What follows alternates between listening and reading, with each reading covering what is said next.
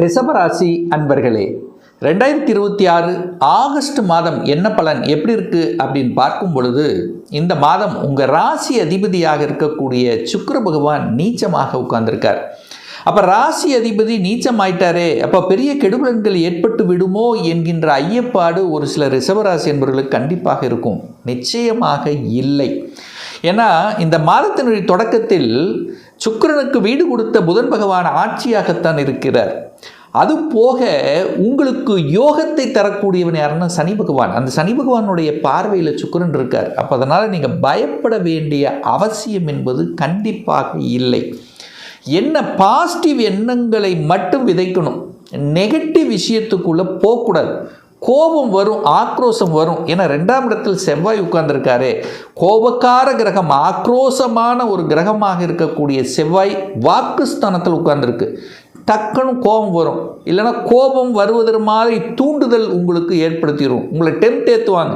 So அதில் கொஞ்சம் கவனம் எடுத்துக்கொள்வது சிறப்பு என்பதை ஞாபகத்தில் வைத்துக் கொள்ளுங்கள். அதே சமயம் பார்த்தீங்கன்னா உங்களுடைய எண்ணங்கள், செயல்கள், சிந்தனைகள் அத்தனையும் குழந்தை நலன் சார்ந்த விஷயத்தில் தான் இருக்கும். குழந்தையை பற்றிய கவலை தான் உங்களுக்கு ஏதோ ஒரு மனசில் இருக்கும். அப்போ குழந்தை பற்றி என்ன, படிப்பை பற்றி கவலைப்படுவீங்க. இல்லை இந்த கோர்ஸ் கிடச்சிருமா, அந்த கோர்ஸ் கிடைக்குமா என்கின்ற கவலை இருக்கும். பட் என்ற ரிசல்ட் உங்களுக்கு சாதகமாகத்தான் இருக்கும். அப்போ குழந்தைகள் நன்றாகத்தான் இருக்க போகுது அப்படிங்கிறத மைண்டில் வச்சுக்கோங்க. ஏன்னா உங்கள் மனசில் தான் சில நெகட்டிவ் எண்ணங்கள், நெகட்டிவ் வைப்ரேஷன், இது கிடைக்குமா அது கிடைக்காதா அப்படிங்கிற ஒரு மாதிரி ஆசிலேஷன், ஒரு பதற்றம் அப்படிங்கிறது இருக்கும். அவ்வளோதான். மற்றபடி எதுவுமே அதாவது நெகட்டிவ் என்பது இல்லை. மனம் பாசிட்டிவை நினைங்க. மனமே இறைவன். நீங்கள் பாசிட்டிவ் நினச்சிங்கன்னா பாசிட்டிவ் கிடைக்கும் அப்படிங்கிறத ஆழமாக மனதில் பதிவு வைத்துக் கொள்ளுங்கள். அதே சமயத்தில் சுக்கிரன் 11ஆம் இடத்தை பார்க்குறார். அப்போ நீங்கள் 11ஆம் இடத்தை பார்க்குறீங்க. 11ஆம் இடம் என்பது என்ன? சந்தோஷம், மனமகிழ்ச்சி. ஸோ அந்த சந்தோஷம் தரக்கூடிய சில விஷயங்களுக்கு அதுக்காக செலவு பண்ணுவீங்க. அதுக்காக அந்த சந்தோஷம் எங்கே இருக்குது அப்படிங்கிற தேடுதல் அப்படிங்கிற எண்ணங்களை உருவாக்கும். எல்லாமே இருக்குப்பா, பட் எப்படி இருக்கீங்கன்னு கேட்டால் ஏதோ சார் இருக்கிற இந்த மாதிரி எண்ணங்களை கொடுக்கும். ஸோ அப்போ என்ன சொல்ல வர அப்படின்னா, பாசிட்டிவ் எண்ணங்களை கொண்டு போகணும். லாபம் என்கின்ற எண்ணத்தில் மனமகிழ்ச்சி, சந்தோஷம் தரக்கூடிய விஷயத்துக்கு உங்கள் மனசை ஆட்படுத்தணுங்கிறத மட்டும் ஞாபகத்தில் வச்சுக்கோங்க. காசு பணத்தில் எந்த குறைவு ஏற்படுத்த போவதில்லை. 2ஆம் அதிபதி 2ஆம் இடத்திலேயே ஆட்சி பலத்தோட வலிமையாக உட்கார்ந்துருக்கார். அதனால் நீங்கள் பணத்தை பற்றிய கவலை இல்லை. ஆனால் பணம் என்ன சொல்கிறேன்னா, அந்த இடத்துல செவ்வாய் இருக்குது. அந்த கோவப்பட்டு ஆக்ரோஷப்பட்டு ஒரு முடிவு எடுத்துடக்கூடாது. டக்குன்னு அது மட்டும் நிதான போக்குங்கிறது கண்டிப்பாக தேவை இந்த ரிஷபத்துக்கு. 3ஆம் இடம் முயற்சி ஸ்தானத்தின் அதிபதி, தைரிய வீரியத்தை கொடுக்கக்கூடியவன் அந்த 3ஆம் இடம் அப்படின்னு சொல்லுவார். அந்த 3ஆம் இடத்தில் குரு பகவான் உட்கார்ந்துருக்கார். 8ஆம் அதிபதி 3இல் உட்கார்ந்துருக்கார். சார் 8க்குரியவன் 3இல் இருக்கானே, அப்போ அதாவது 3ஆம் இடம் என்பது மனசையும் குறிக்கும். ஏதாவது ஒன்று நடந்துருமோ அந்த நெகட்டிவ் எண்ணங்கள். பட் அப்படி இல்லை. 8க்குரியவன் தனக்கு 8இல் உட்கார்ந்துருக்கார். அப்போ வலிகளை உடைக்கக்கூடிய இடத்துல தான் உட்கார்ந்துருக்கு. அங்கே குரு உச்சமாக இருந்து 11ஆம் இடத்தை பார்க்குறார். அப்போது பாசிட்டிவை தான் நினைக்கணும்.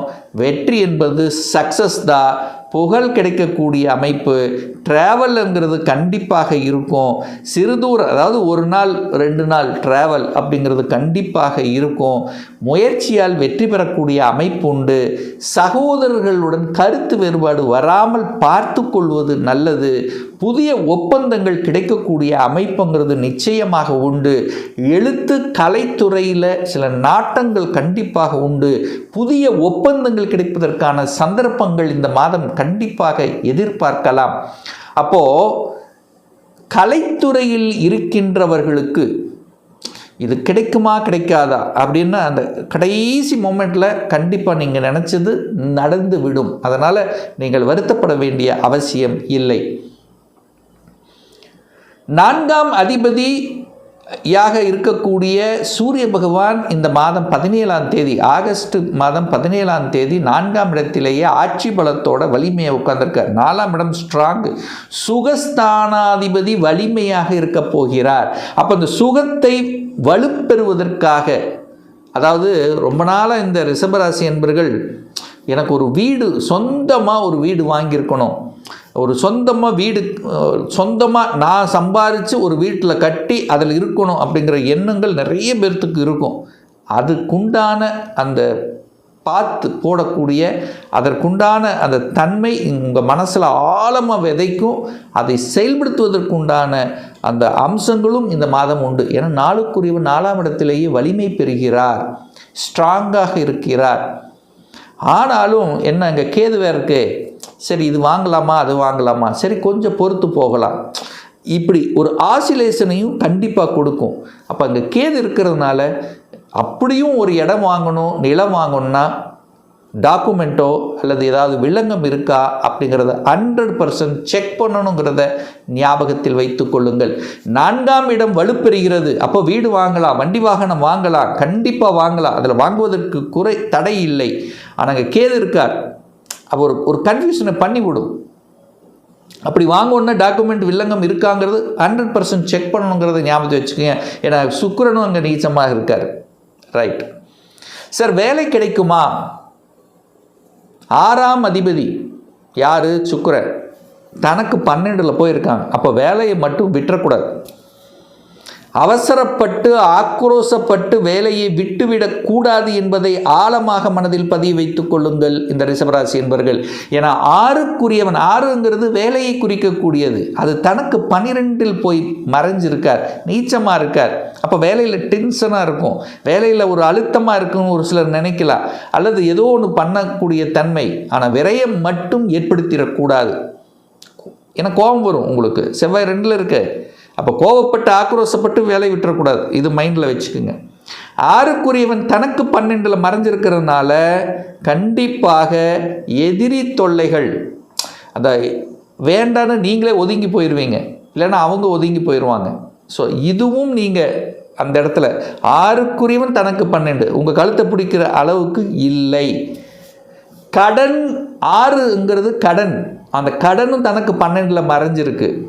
அப்போ கடன் தன்னுடைய கெப்பாசிட்டிக்கு மேலே போகாமல் பார்த்துக்குங்க. அல்லது கடன் பெரிய ஒரு இது கழுத்தை பிடிக்கிற அளவுக்கு கண்டிப்பாக இந்த மாதம் இல்லை. ஹெல்த் பயம் வேணால் இருக்கும், ஆனால் ஹெல்த்தில் பிரச்சனை ஆயிருமா அப்படிங்கிறது இல்லை. ஏன்னா 6க்குரியவன் தனக்கு 12ல். அப்போது ஹெல்த் சார்ந்த விஷயத்திலும் அது சரியாகக்கூடிய சந்தர்ப்பங்களை கண்டிப்பாக உங்களுக்கு உருவாக்கும். 7ஆம் அதிபதி யார்? திருமணஸ்தானத்தின் அதிபதியாக இருக்கக்கூடியவர் செவ்வாய். அவர் குடும்பஸ்தானத்தில் இருக்கார். ஒரு சில ரிஷபத்துக்கு கண்டிப்பாக திருமண சாதகங்களை உருவாக்கும். ஏன்னா 7க்குரியவன் 7ஆம் இடத்தை குருவும் பார்க்குறார், லாபாதிபதி பார்க்குறார். அப்போது திருமண வாய்ப்புகள் கைகூடும். ஆனால் என்ன பார்க்கலாம், தள்ளி போடுவீங்க, பதில் சொல்ல மாட்டீங்க.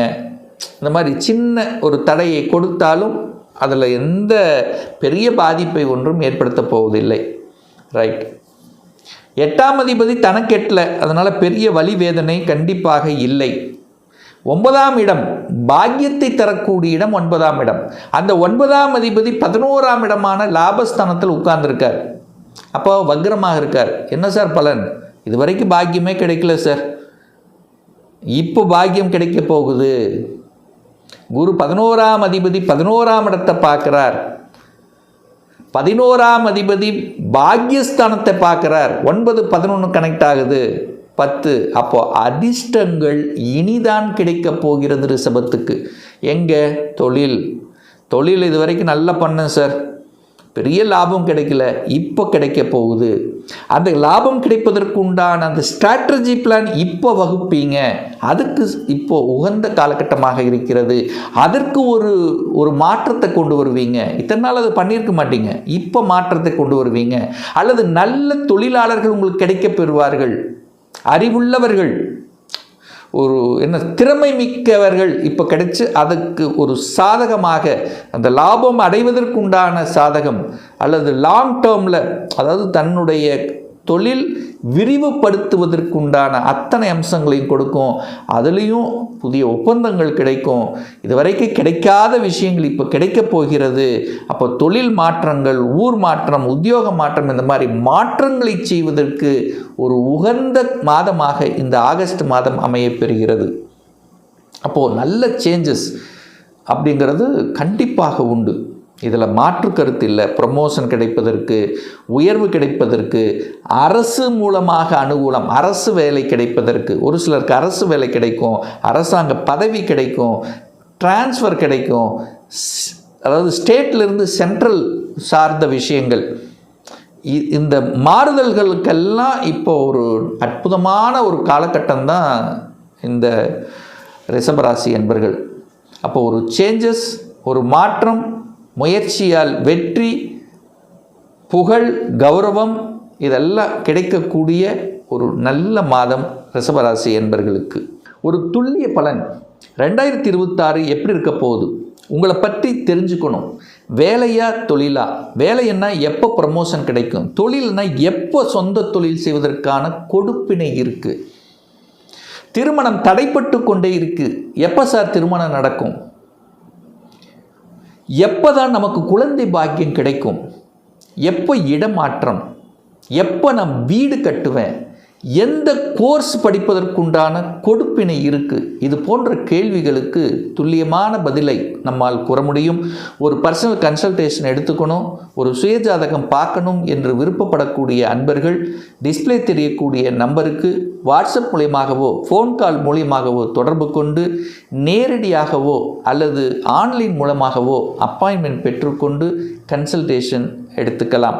நம்மளுடைய அலுவலகம் மேட்டுப்பாளையம், அதாவது கோயம்புத்தூரிலிருந்து மேட்டுப்பாளையம் செல்லும் வழியில் வெள்ளக்கிணர் பிரிவு அன்னபூர்ணா ஹோட்டலுக்கு பக்கத்தில் அமைந்துள்ளது.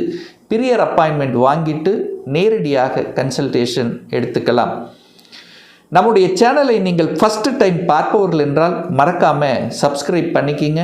பக்கத்தில் இருக்கக்கூடிய பெல் பட்டன் மற்றும் ஆல் நோட்டிஃபிகேஷனை கிளிக் பண்ணும்போது நான் போடக்கூடிய அடுத்தடுத்த பதிவுகள் உங்களுடைய நோட்டிஃபிகேஷனில் வந்து சேரும்.